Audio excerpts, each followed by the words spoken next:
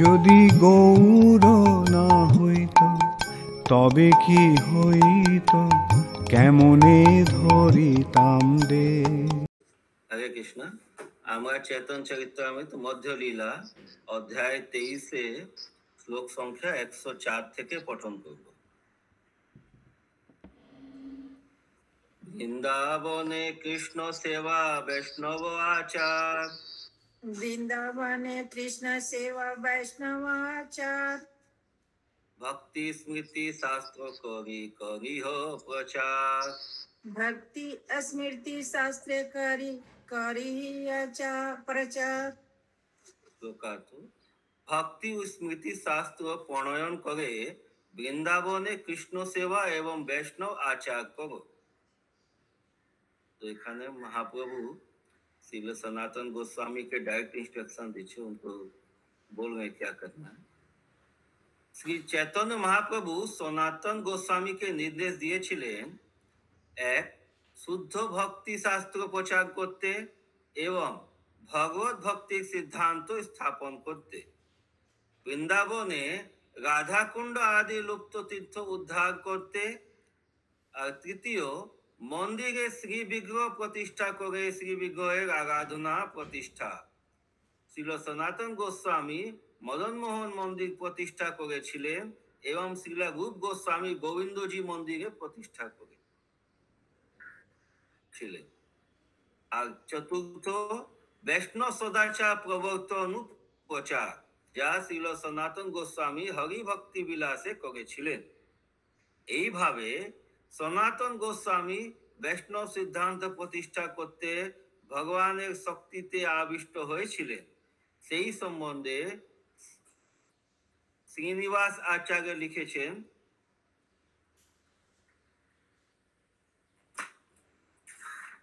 নানা শাস্ত্র বিচার নৈক নিপুণ, সদ্ধর্ম সংস্থাপক,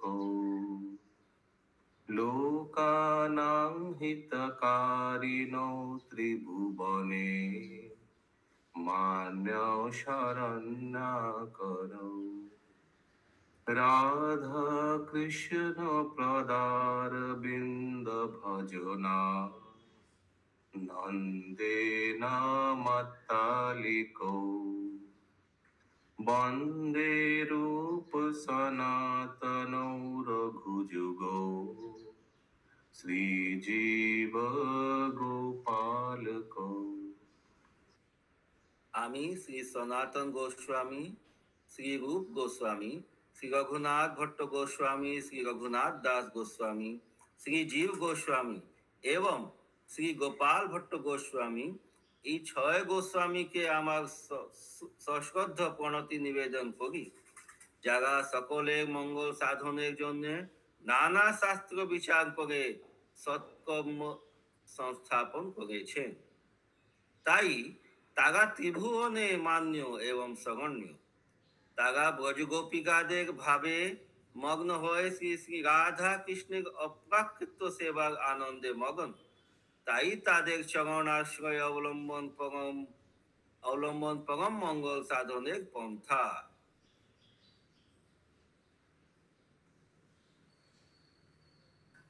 এই কৃষ্ণ ভাবনামৃত আন্দোলন সর গোস্বামীর ভাবধারাতে প্রতিষ্ঠিত, বিশেষ করে শ্রীল সনাতন গোস্বামী এবং শ্রীল রূপ গোস্বামীর ভাবধারাতে। কৃষ্ণ ভাবনামৃত আন্দোলনের নিষ্ঠাবান অনুগামীদের কর্তব্য বৃন্দাবনের ভাব অবলম্বনে এই ভগবত ভক্তির বাণী সারা পৃথিবী জুড়ে প্রচার করার মহান দায়িত্ব সম্বন্ধে অবগত হওয়া। এখন বৃন্দাবনে আমাদের একটি সুন্দর মন্দির রয়েছে এবং নিষ্ঠাবান ভক্তদের সেই সুযোগের সদ্ব্যবহার করা উচিত। আমি আশা রাখি যে আমাদের কিছু ভক্ত এই দায়িত্ব ভাব গ্রহণ করে মানুষকে কৃষ্ণ ভক্তি সম্বন্ধে শিক্ষা দান করে মানব সমাজের সর্বশ্রেষ্ঠ সেবা সম্পাদন করবে। তো এখানে শ্রীলা প্রভুপাদ আমাদের সবাইকে নির্দেশ দিচ্ছে, যেরকম রূপ গোস্বামী সনাতন গোস্বামীকে মহাপ্রভু নির্দেশ দিয়েছিল।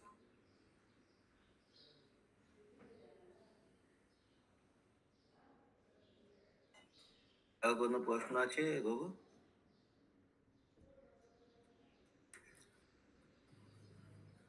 যুক্ত বৈরাগ্য স্থিতি সব শিখাইল, যুক্ত বৈরাগ্য স্থিতি সব শিখাইল, শুষ্ক বৈরাগ্য জ্ঞান সব নিষেধিল। শুষ্ক বৈজ্ঞান জ্ঞান সব নিষেধিল।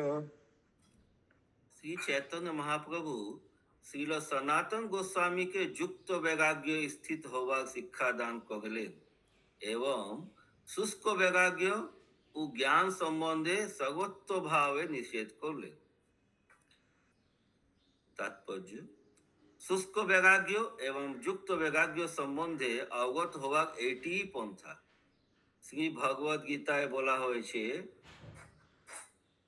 6/17 বলা হয়েছে, যুক্তাহার বিহারশ্চ যুক্ত চেষ্টস্য কর্মস युक्त स्वप्नावबोधस्य যোগ্য ভবতি দুঃখः। যিনি সুনিয়ন্ত্রিত ভাবে আহার বিহার নিদ্রা এবং কর্ম করেন তিনি যোগের পন্থা অবলম্বন করার মাধ্যমে সমস্ত জড় জগতের দুঃখের সাধন নিবৃত্ত করেন। কৃষ্ণ ভক্তি পন্থা প্রচার করার জন্য দেশ কাল এবং পাত্র অনুসারে বৈরাগ্য অনুশীলনের সম্ভাবনা সম্বন্ধে শিক্ষা লাভ করতে হবে। পাশ্চাত্য দেশের সাধকদের একভাবে জড়ভোগ ত্যাগ করার শিক্ষা দিতে হবে, আবার ভারতবর্ষের সাধকদের অন্যভাবে শিক্ষা দিতে হবে। শিক্ষককে বা আচার্যকে দেশ কাল এবং পাত্র সম্বন্ধে বিবেচনা করা কর্তব্য। এখানে শ্রীল প্রভুপাদ বলছেন যে স্থান কাল পরিস্থিতি অনুসারে শিক্ষাটা দিতে হয়। যেরকম পাশ্চাত্য দেশের জন্য আলাদা মানে কিছু ভাবতে হবে, আর এখানে যারা প্রচার করবে ওদের একটু প্রসেসটা ভিন্ন হতে পারে। তো এটা ডিপেন্ড করবে স্থান দেশ কাল এবং পাত্রকে দেখে। সবার জন্য একই লাঠি দিয়ে হাঁকলে হবে ना। क्यों प्रभु जी? पाश्चात्य देश वाले लोग को क्यों अलग तरह से पहुंचे? क्योंकि उनका मेंटलिटी अलग है ना। हम लोग का उद्देश्य क्या है कि उनको कृष्ण भावनामृत में लाना। तो इसीलिए जैसे प्रभुपाद शुरू में वहां पे कुछ कंसेशन दिए थे दीक्षा देने में, और ये तो वो उस हिसाब से दिए थे कि उन लोगों को कैसे उनको जोड़ना है। तो अभी इंडिविजुअली मतलब पर्सन टू पर्सन जो है किसका कैसा कैपेसिटी है, वो किस स्थान से है, क्या वो बिलोंग करता है, उस हिसाब से मतलब फ्लेक्सिबिलिटी है। प्रभु जैसे पाश्चात्य के देश के लोग कृष्ण को जानते ही नहीं और भारत के लोग 33 करोड़ देवी देवता को जानते हैं, तो यहाँ पे उनको देवताओं से अलग करना है, वहां पे उन लोगों को सीधा कृष्ण से जोड़ना है। कौन सा इजी है? सीधा कृष्ण से जोड़ना। कृष्ण से जोड़ना। जैसा रोगी वैसा ही। ऑलरेडी श्रद्धा इतना बटा हुआ है, और वहां पे तो उनको बस एक बार जोड़ दिया तो अनन्य भक्त हो जाते हैं।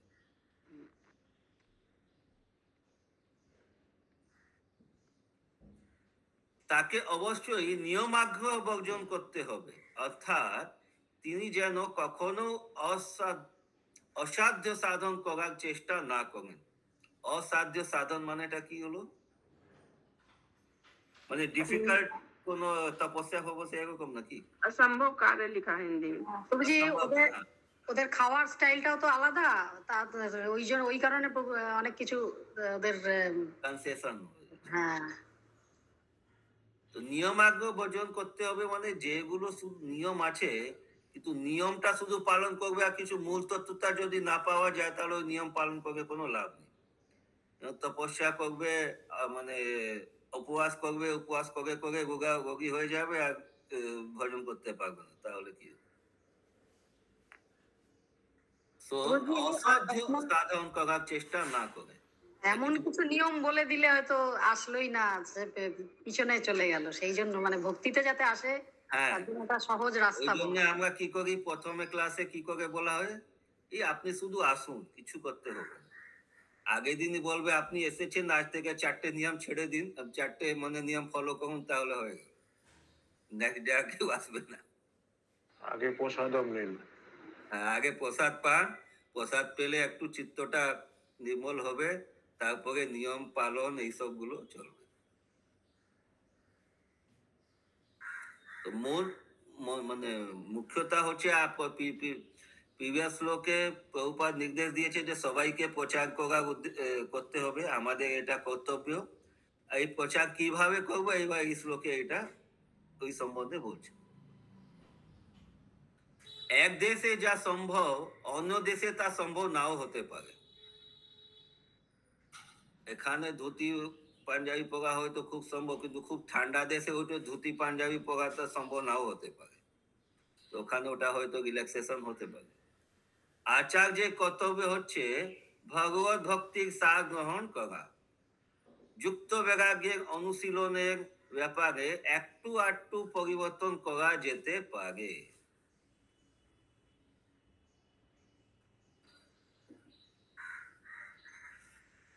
চৈতন্য মহাপ্রভু শুষ্ক বৈরাগ্য বর্জন করেছেন এবং আমাদের পরম আরাধ্য গুরুদেব শ্রীলা ভক্তি সিদ্ধান্ত সরস্বতী ঠাকুর গোস্বামী মহারাজের কাছ থেকেও আমরা সেই শিক্ষা পেয়েছি।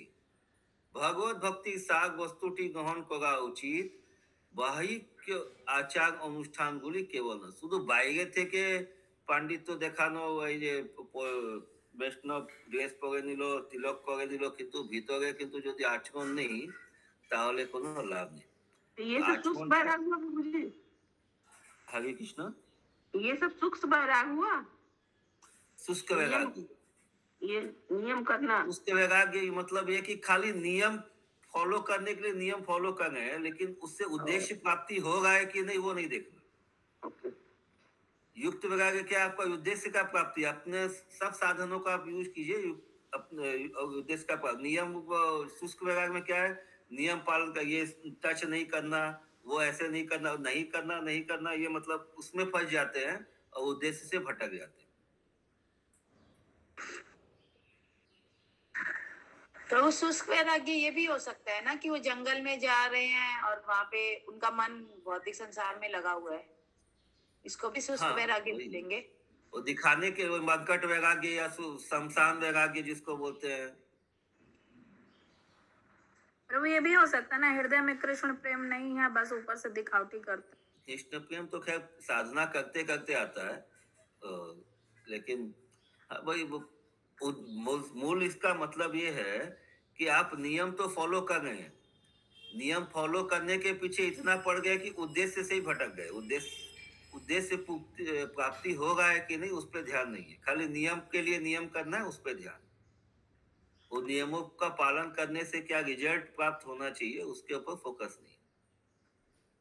तो इसीलिए युक्त वैराग्य का मतलब है नियम आग्रह नहीं होना चाहिए। नियम आप फॉलो करिए, लेकिन वो नियम को फॉलो करके आपको लाभ होना चाहिए ना, जो अंतिम आपका गोल है उस पर।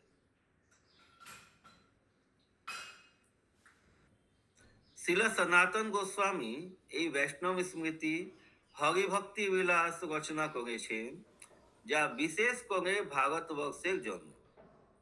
जैसे इसमें अभी एक एग्जाम्पल आता है, प्रभुपाद जी का, ये बहुत बार प्रभु जी बताया कि प्रभुपाद जी के पास कोई आता कि देखिए सन्यासी लोग को तो ये धन छूना भी नहीं चाहिए, टच नहीं करना चाहिए। देखिए वो सन्यासी बोलता है नहीं दूंगा, पैसा हमारे पास में मत लाइए, ये आप टच मत कीजिए, हमारे सामने नहीं लाइए, ऐसा ऐसा करता है।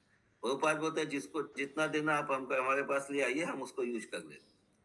वो हुआ नियम आग्रह, नहीं पैसा सन्यासी को मोह माया से लक्ष्मी से दूर रहना चाहिए। यहाँ पे क्या हो गया, युक्त वैराग्य। युक्त वैराग्य में क्या कि वो जो भी सोर्सेस है उनको भगवान का सेवा में यूज कर लेंगे, उनको भगवान का सेवा में लगा देंगे। उससे किसका लाभ होगा, जो देगा उसका भी तो लक्ष्मी शुद्ध होगा, और साथ में भक्तों का प्रचार में सहायता होने से मिशन भी बढ़ गए। तो जैसे सन्यासी को 7 समुद्र पार नहीं जाना चाहिए, लेकिन प्रभुपाद गए थे, प्रचार किया। उस समय कुछ यहाँ का जो रूढ़िवादी लोग था उन लोगों ने उनको क्रिटिसाइज भी किया कि वो सन्यास लेकर के फिर वो समुद्र पार कर गए हैं, साथ वो नहीं जाना चाहिए इस तरह से।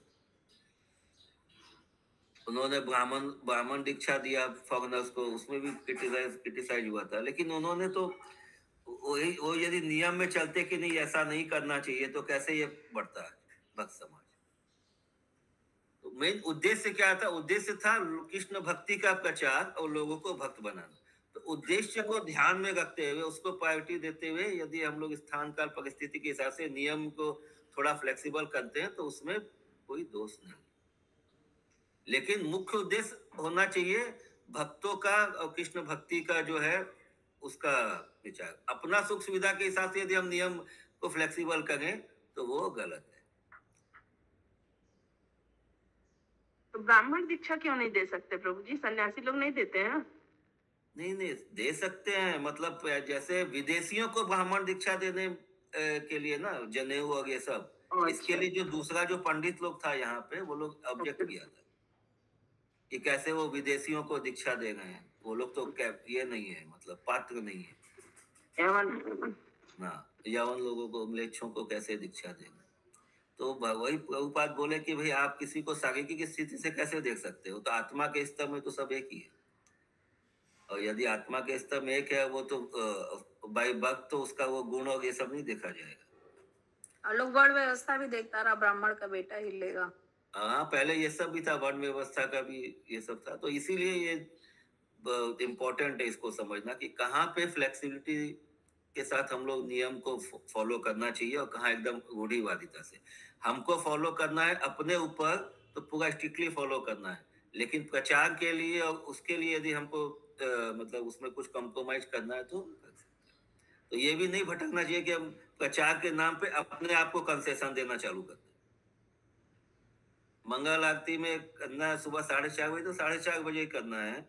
उस समय हम लोग ये नहीं सोचेंगे कि हम साइबेरिया में है या रसिया में। अपने लिए हमारे ऊपर नियम लगे, लेकिन दूसरों का यदि सुविधा है, दूसरे भक्तों का प्रचार के लिए वो ज्यादा इंपॉर्टेंट है। वहाँ 5 बजे करने से सुविधा है तो 5 बजे, जैसे वहाँ पे जुहू मंदिर में 5 बजे होता है मंगल आरती, क्योंकि वहाँ पे अगल बगल से ऑब्जेक्शन हुआ था, कोर्ट केस वगैरह हो गया। अब बंदी हो जाए, इससे अच्छा 5 बजे हो। फ्लेक्सिबिलिटी उस तरह से यूज करना चाहिए। तो श्रील सनातन गोस्वामी এই वैष्णव स्मृति हरिभक्ति বিলাস রচনা করেছেন, যা বিশেষ করে ভারতবর্ষের জন্য। তো হরিভক্তি বিলাস কাদের জন্য? বিশেষ করে ভারতবর্ষের জন্য। আমাদের জন্য ওটা ফলো করতে হবে। তখনকার দিনে ভারতবর্ষে স্মার্ত বিধি অনুশীলন করা হতো। स्मार्त ब्राह्मण पता है ना, जो मतलब वंशज ब्राह्मण होते तो स्मार्त विधि उस समय ज्यादा फॉलो करते थे। तार संगे ताल मिलिए सनातन गोस्वामी के हरिभक्ति विलास प्रणयन करते हुए छिलो। तो सनातन गोस्वामी ने जो हरिभक्ति विलास में जो दिया हुआ है, गाइडलाइंस जो दिया है, वो स्मार्त विधि को साथ में रखते हुए दिया है। ताल वैष्णव स्मृति भी बुक का नाम है प्रभु जी? नहीं तो হ্যাঁ প্রভুজি, হ্যাঁ, দুটো বই লিখেছেন, বৈষ্ণব স্মৃতি আর হরিভক্তি বিলাস। वैष्णव स्मृति हरिभक्ति विलास रचना करेছি, ठीक है। तो उसके बारे में ज्यादा कहीं लिखा नहीं है वैष्णव स्मृति। खाली ये दोनों लिखा भारतवर्षের মানুষজন के लिए। स्मार्त ब्राह्मणদের মতে ब्राह्मण परिवार जन्म ना होले ब्राह्मण हुआ जाए ना। तो स्मार्त ब्राह्मण जो है, मतलब जो जन्म से ब्राह्मण है, उनका मोते मतलब उनका हिसाब से क्या है, परिवार ब्राह्मण परिवार ना होले ब्राह्मण होया जाए। किंतु श्री सनातन गोस्वामी हरिभक्ति विलास 2/12 বলেছেন যে দীক্ষা বিধি মাধ্যমে যে কেউ ব্রাহ্মণের স্তরে উন্নীত হতে পারে।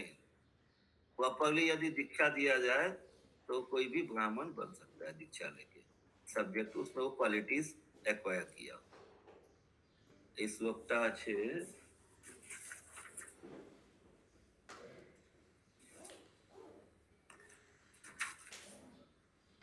यथा कांचन ताम जाति काश्यम रस विधानत तथा दीक्षा विधानेन द्विजत्वम जायते नृणाम। द्विजत्व मतलब ब्राह्मणत्व।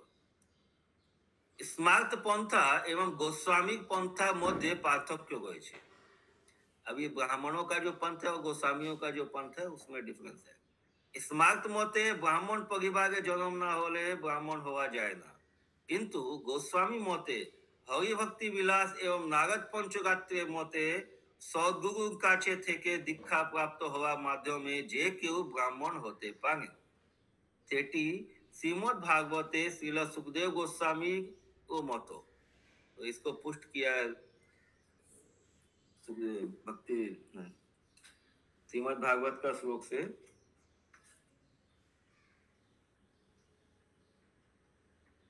किरातहुणांध्र पुलिंद पुलकशा आभीर शुंभा यवनाख सादय ये अन्ये च पापा यदपाश्रयाश्रया शुद्ध्यन्ति तस्मै प्रभविष्णवे नमः।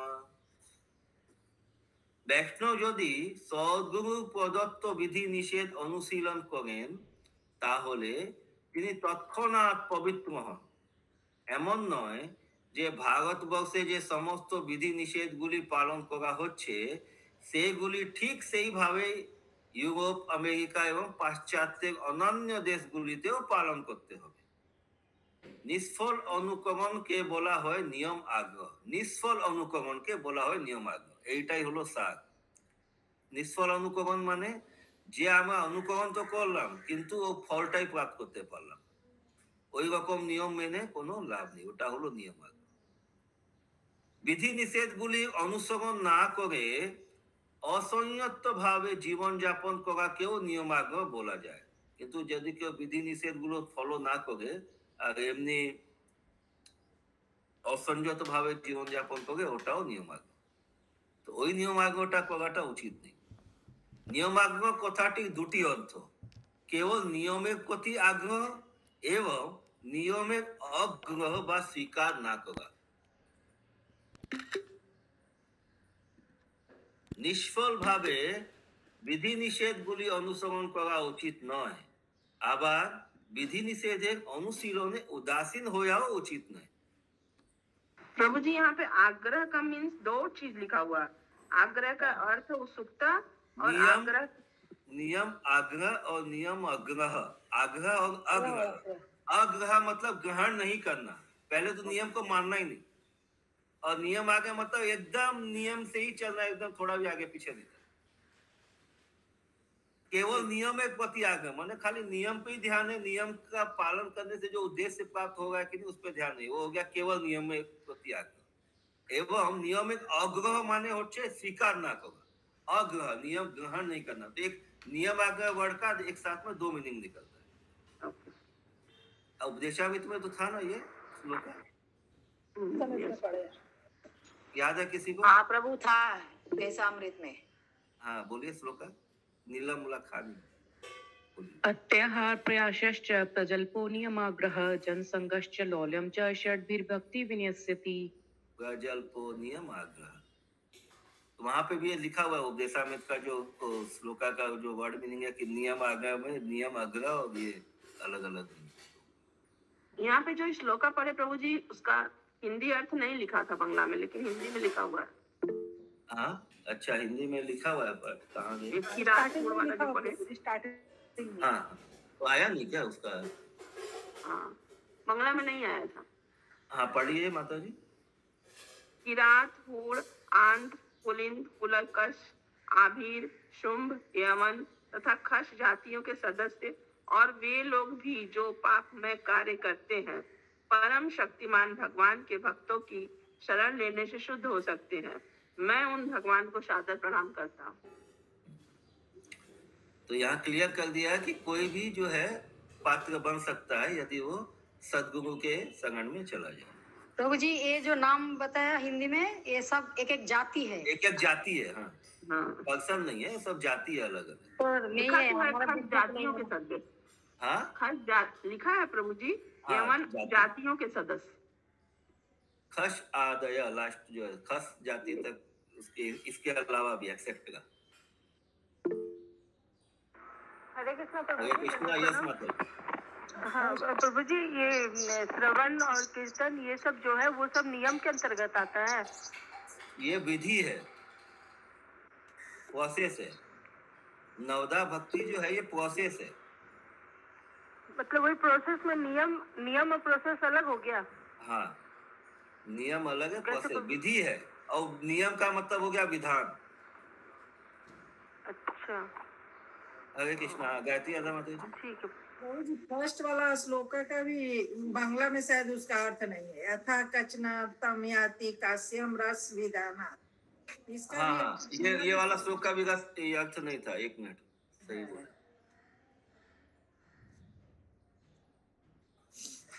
जिस प्रकार कांस्य धातु में रासायनिक प्रक्रिया से पारा मिलाया जाता है तो वह धातु सोना बन जाती है, इसी प्रकार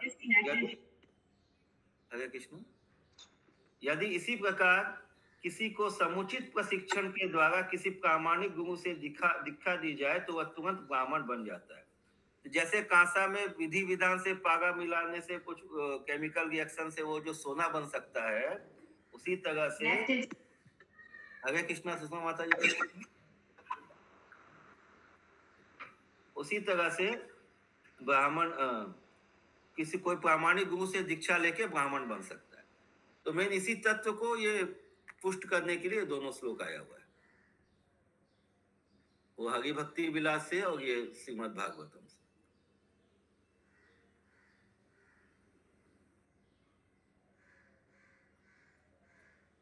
तो নিশ্চল ভাবে বিধি নিষেধগুলি অনুসরণ করা উচিত নয়, আবার বিধি নিষেধের অনুশীলনে উদাসীন হওয়াও উচিত নয়।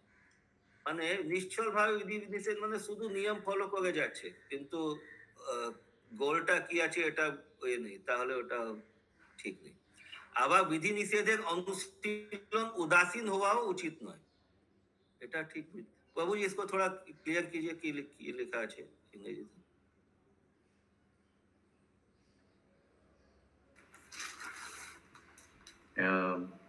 We should not follow regulative principles without an effect, nor should we fail to accept the regulative principles. উদাসীন হওয়া, আচ্ছা আমাদের নিয়ম পালনও করা উচিত, কিন্তু শুধু পালন করে যাচ্ছে, কোনো গোলটা পাচ্ছেন না, সেটাও দেখতে হবে। যেটা প্রয়োজন তা হচ্ছে দেশ কাল এবং পাত্র অনুসারে বিশেষ পন্থা অনুশীলন করা। সদ্গুরু অনুমোদন ব্যতীত কেবল অনুকরণ করার চেষ্টা করা উচিত নয়। विदाउट गाइडेंस, बिना उस गुरुदेव का गाइडेंस के केवल उनको कॉपी करने का प्रयास नहीं करना चाहिए। इसका उदाहरण क्या है? महाभारत में वो जब क्या नाम है उनका, एकलव्य, जो द्रोणाचार्य को खाली देख मतलब ये कर रहे थे, फॉलो कर रहे, कॉपी कर रहे थे, बिना उनका गाइडेंस के प्रॉपर।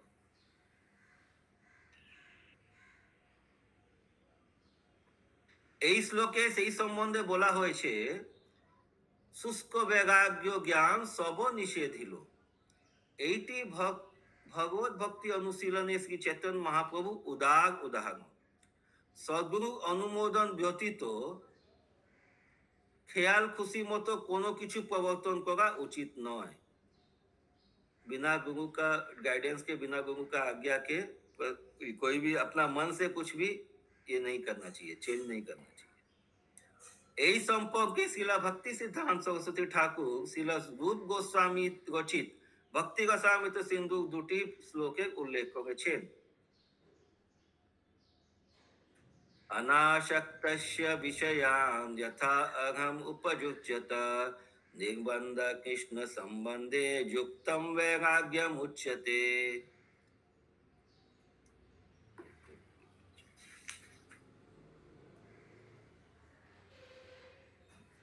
प्रापंचिकतया बुद्धया हरि संबंधी वस्तुना मुमुक्षुभिः परित्यागो वैराग्यं फल्गु कथ्यते।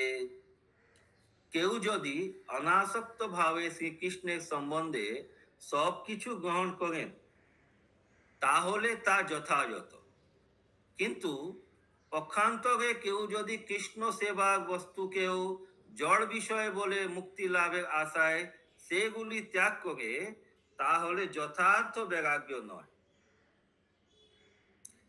ভগবত ভক্তি পন্থা প্রচার করতে এই শ্লোক দুটি গম্ভীর ভাবে বিবেচনা করা উচিত। হরে কৃষ্ণ। প্রভুজি একটু উদাহরণ দিলে ভালো হবে। কৃষ্ণ সেবার বস্তু কে জড় বিষয় বলে মনে করে, সেই ব্যাপারটা বুঝলাম না, কোন বিষয়ের উপর করে এটা? কৃষ্ণ সেবা বস্তুকে জড় বিষয়ে,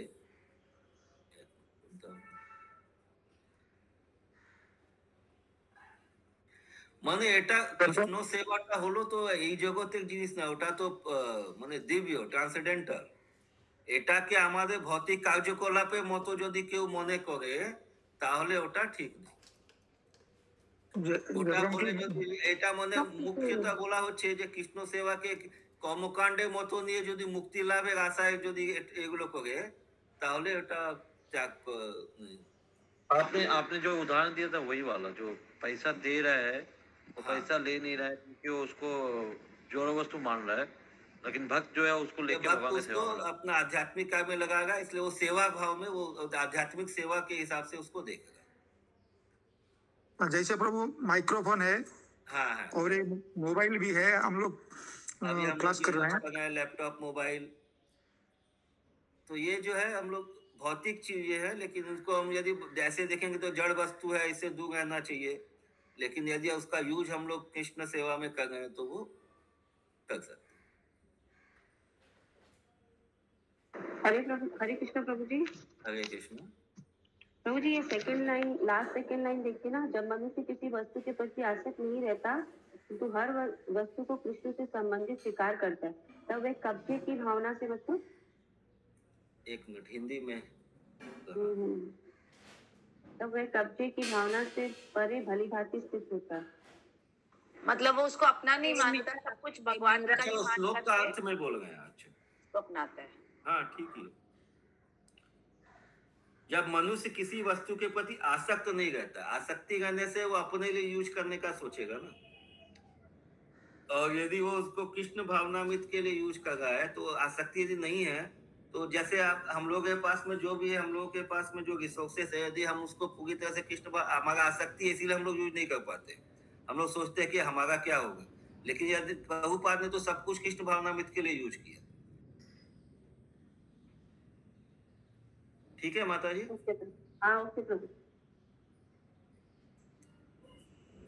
एखाने रही लोग, अच्छा हरे कृष्णा। मुकुंद पान प्रभु जी का कोई प्रश्न है क्या? हैंड रेज्ड है। एखाने रही लोग अंत अमृत लहरी, बदन भरिया सबे बोलो हरि हरि,